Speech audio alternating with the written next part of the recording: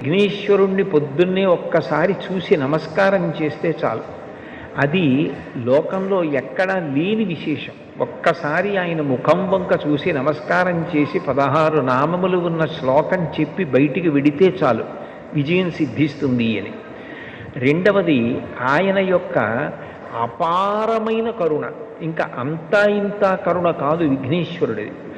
ఆయన క్షమించినంత తొందరగా ఎవ్వరూ క్షమించరు. మీరు చూడండి, అందరికన్నా ఎక్కువగా మరిచిపోయే లక్షణం ఎవరికి ఉంటుంది అంటే పిల్లల యందు ఉంటుంది. మీరు పిల్లలు అనేటప్పటికీ ఒక విషయం జ్ఞాపకానికి తెచ్చుకోవచ్చు.